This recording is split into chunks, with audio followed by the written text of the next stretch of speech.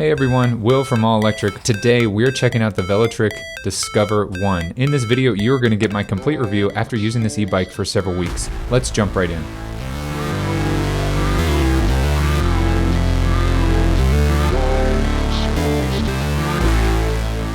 Now first I want to say I love the paint color, this bright yellow. Now on the left hand side you get these beautiful hand grips that are super comfortable to ride. I love those type of hand grips. Front brake, a bell, and of course your power and pedal assist shifter, if you want to call it that. So you can go up to pedal assist 5. If you hold the plus button, it turns on the front headlight, which is integrated to the battery and actually pretty bright, which I do like. The center display is kind of like a grayscale display, which gets dimmer when the light's on.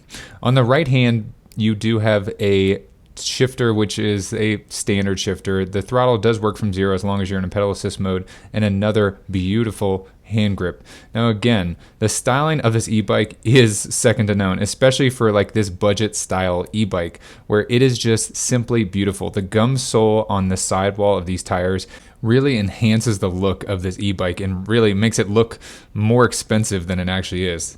Now the motor on this e-bike is located in the rear hub, and it is a 500 watt motor, which is plenty for this Discover 1. I'm about 200 pounds and I had no issues getting me uphill using this motor in pedal assist level 5. Now there is something I want to talk about with the pedal assist levels, but I'll get to that in a little bit. Now they do have a clear kind of PPF film right here for a chain slap guard, which I did find was doing its job, so there was no chips in the paint there. So really nice to see that attention to detail, and I'm also impressed with the attention to detail on the rest of the bike as well. So this Discover 1 comes with a rear rack, as you see here, also an integrated taillight which is on the plastic fender, and the taillight stays lit regardless of if the headlight is on or not. So it also acts as a brake light. If you squeeze the brakes, it'll light up.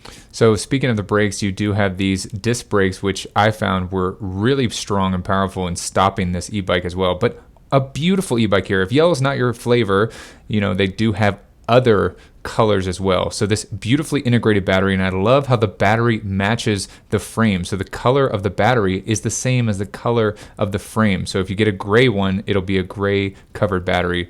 The crankset on here is fine. It is plastic pedals, but I didn't notice anything, and especially for a budget e-bike, it was exactly what I expected.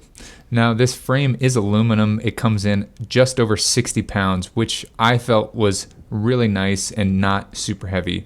The seat, I would say, was really plush and comfortable. The only thing that I noticed, and my wife noticed as well when she rode it, was like the front of the seat seemed thicker than most of the other seats that we've tested recently. Just something to keep in mind.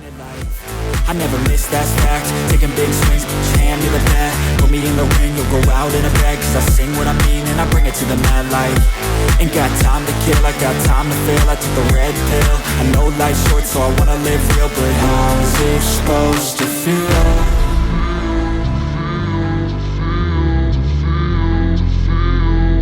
How's it supposed to feel?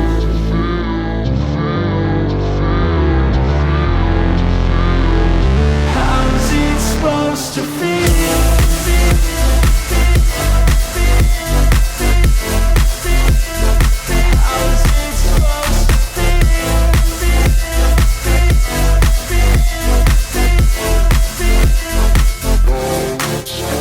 They wanna say my name, but they holding back. They wanna say they hate, but they know it's cap. I ain't play no games, I just do that's fact. And I don't feel no shame, it's a mood you lack. I go crazy, nah, but I ain't lazy. Track after track, I work on this shit daily. Pass me the jack, right as fuel, got me hazy. About to unpack all these shit I've been chasing.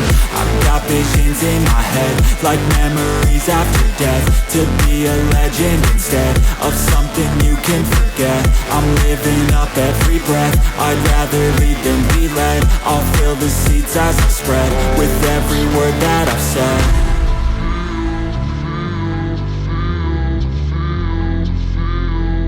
How's it supposed to feel?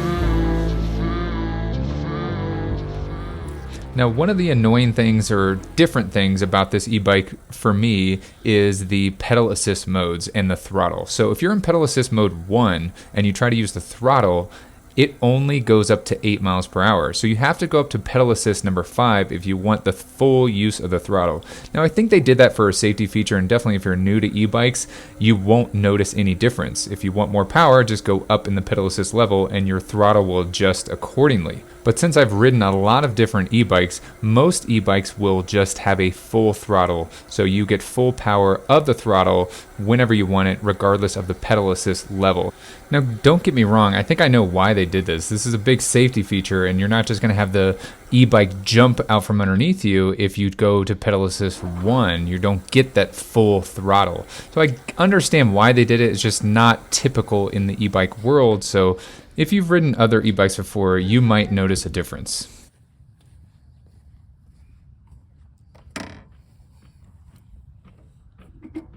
Like most e-bikes at this price point, it does operate on a cadence sensor, meaning when you start pedaling, the cadence sensor will kick in and give power to the motor if you're in a pedal assist mode.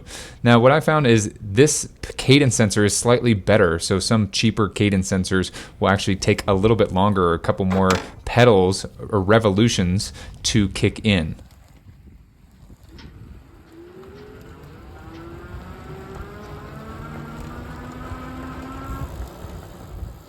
Now, while cadence sensors aren't necessarily the best, torque sensors are definitely better, which measures the amount of force that you put onto the pedal.